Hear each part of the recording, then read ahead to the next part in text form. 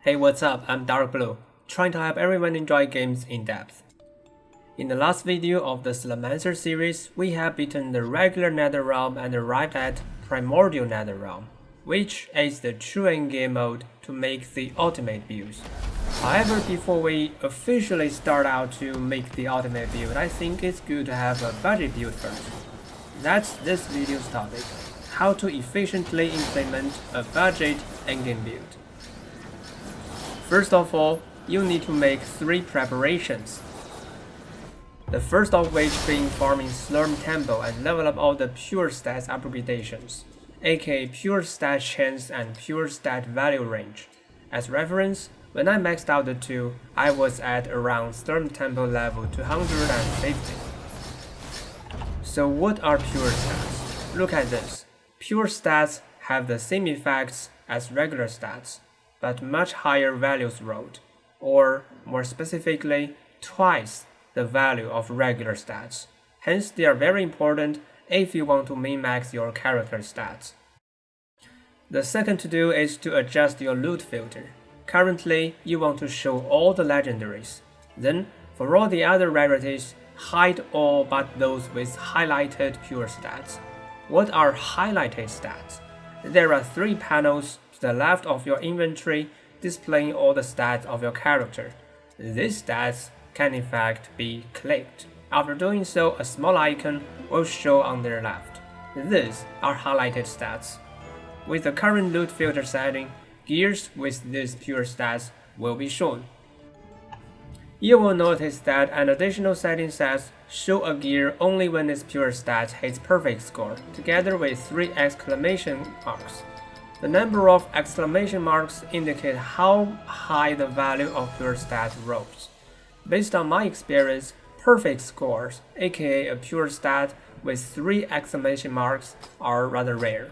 So my suggestion is to see a pure stat as doable, as long as there are at least 2 exclamation marks, and there's no need to really pursue perfect scores.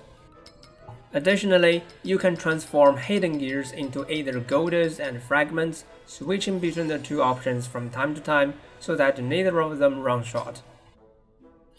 For the final preparation, you can upgrade your gears to plus 13 so that the gear grinding later will be easier. Now let's have a glimpse at what a build we are building. It's the most reliable build concept in the current patch, a life stacking projectile build. First of all, we stack max life through all means, including the legendary helmet and the legendary chest armor, both giving max life multiplier, and max life stats rolled on all the gears. Then we log our max life, converting it into missing life. This is done through 2 auras, one from the same chest armor as before, and the other at the topmost node of the ancestral legacy tree. You will note that both auras consume 50% life log, so activating both kills you. What you need to do is to first put your primordial ancestral stone into this slot, reducing the cost of the chest armor aura. After activating it, switch the primordial ancestral stone back into the topmost aura. The next step is to convert missing life into actual benefits. This includes raw damage from a specific node of the savagery attribute, and evasion from 1 legendary chest armor. With the full set of gears reinforced, you can even reach an evasion chance higher than 96%. After the full conversion chain, let's grab some additional legendary effects. 1 helmet allows you to evade death using the same chance as your evasion chance, which is already extremely high. 1 cape gives you a dative evasion chance, which can be gained really fast by dealing ancestral damage. Then a belt staggers some damage, and the stagger damage can be removed almost instantly by dealing ancestral damage, turning the effect into effectively damage reduction. This gave us huge survivability. For offensive ability, we have additional projectiles from a shoulder armor, pierce, rebound, and fork chance from a cape, and projectile speed from a boot, which are all standard projectile gears. The legendary ring increasing the defense stat values of both rings is very important, as we will be stacking max life in these two stat slots. Finally, you want to have this pick up range bonus from a waist guard as an important quality of life bonus. For the weapon, we are using Recurring Nightmare. First, this weapon hugely bonuses your max life. Then it converts max life into armor and elemental resistance so that you take much less damage even when you fail to evade. And lastly, it gives you damage bonus based on your damage reduction values from armor and elemental resistance. For the rune, we use Thornbite Shield. Since our max life is converted to armor, elemental resistance, and evasion repeatedly, the Thornbite Shield will be very huge. The activation rune is Ancestral Strike count, as we'll be doing Ancestral Strike damage very frequently.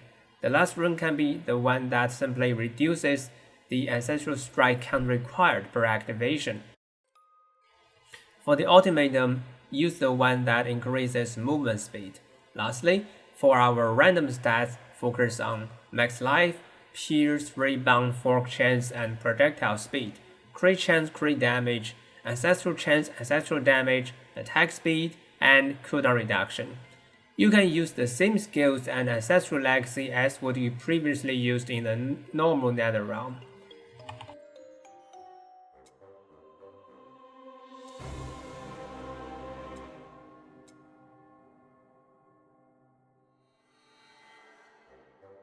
With the objectives set, now it's time to go through how to obtain these gears.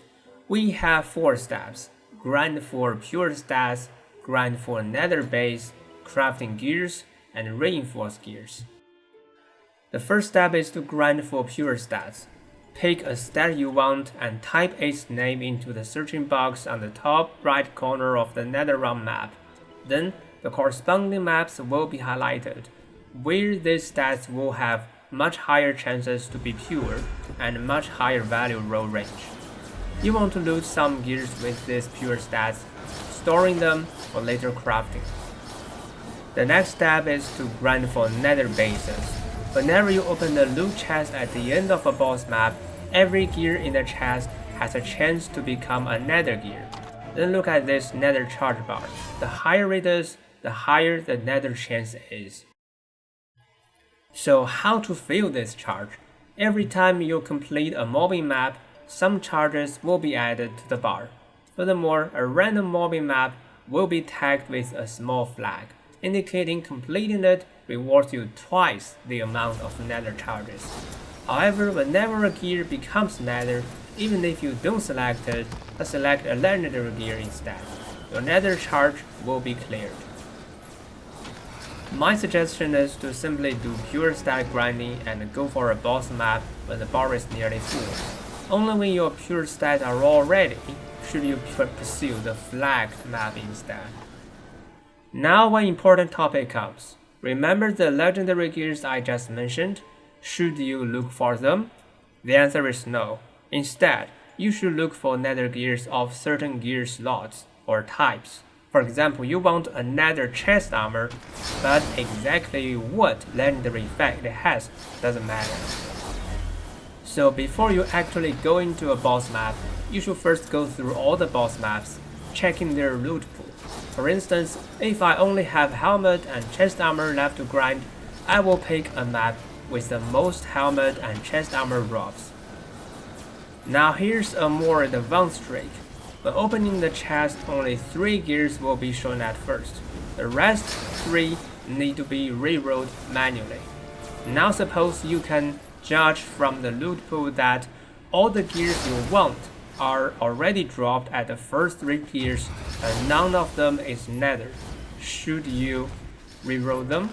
Of course not, because even if one rerolling generates a nether gear, it won't be of the gear type you really need, but will still consume the nether charge.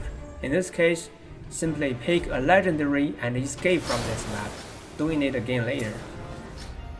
Talking about escaping from a mission, this is a way not to complete it. As long as you don't complete any mission, the loot pools will stay fixed. If you find a map with an extremely good loot pool, this trick will be useful. With all the pure stats and nether bases ready, let's come to the crafting step. Each nether gear provides 3 grafting chances, allowing you to graft a stat from a different gear to this nether base. First, you can graft a legendary effect onto the nether base. To do this, target farm the legendaries listed on this page.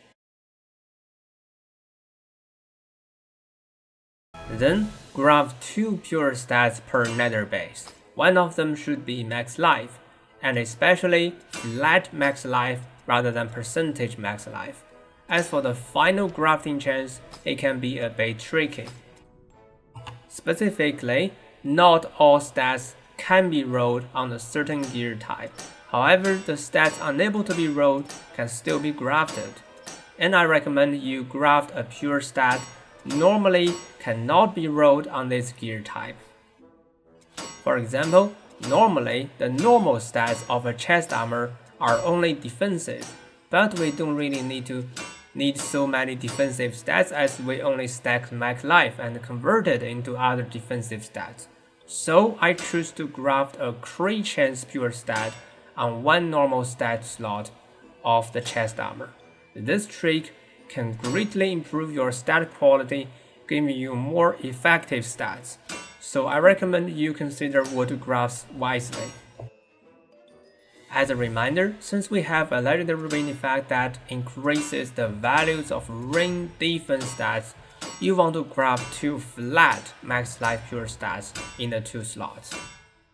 By the way, you can note that all the legendary effects are grafted, so there are only 2 grafting chances left for pure stats. This is why it's called a budget build.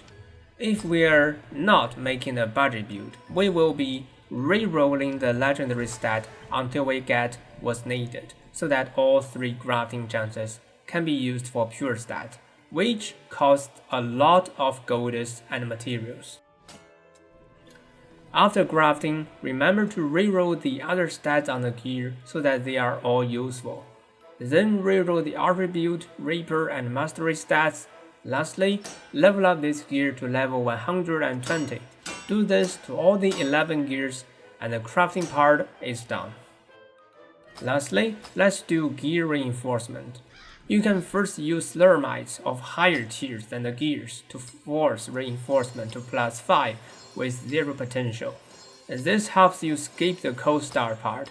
Then, do a bit experience farming until you reach full potential, when you can do the reinforcement to +15. Specifically, insert a low tier Slormite so that it's cheap. Then insert 30 green Slormandrite to ensure this gear remains at full potential after the reinforcement. Then insert 20 purple Slormandrite to ensure this gear can be reinforced for 2 tiers. Finally, insert blue Slormandrite 10 by 10 until the failure chance is reduced to 0. So we have completed our budget build. This is how it looks to clear a map with this build. Doesn't it look satisfying?